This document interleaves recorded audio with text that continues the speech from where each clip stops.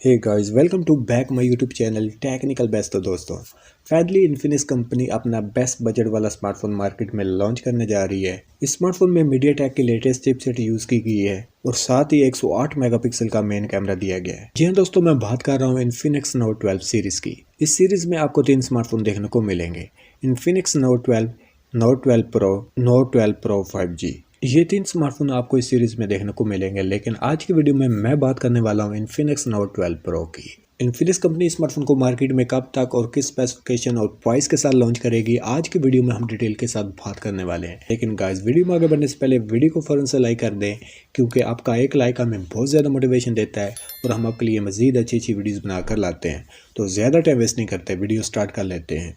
तो first of all बात करेंगे स्मार्टफोन की कैमरा परफॉर्मेंस की। स्मार्टफोन की बैक साइड पे ट्रिपल कैमरास का सेटअप दिया जाएगा। मेन कैमरा 108 मेगापिक्सल का होगा और फ्रंट साइड पर 16 मेगापिक्सल का 5 सेल्फी शूटर कैमरा दिया जाएगा, जिसकी हेल्प से आप अच्छी क्वालिटी की वीडियोस और फोटोग्राफी कर सकेंगे। गेमिंग परफॉर्मेंस वाइज स्मार्टफोन में जो चिपसेट यूज की गई है वो है मीडियाटेक हेलियो G99 की 4G की चिपसेट, जो कि बेस करती है 6 नैनोमीटर के आर्किटेक्चर पर। और साथ ही स्मार्टफोन में 5000 mAh की बड़ी बैटरी लगाई गई है 33 वाट के फास्ट चार्जर के साथ। अब बात करेंगे स्मार्टफोन के डिस्प्ले की। स्मार्टफोन का डिस्प्ले साइज 6.7 इंचेस का है। मोलेड के पैनल के साथ 1080 की रेजोल्यूशन दी गई है। हाई रिफ्रेश रेट 90 हर्ट्ज का दिया जाएगा।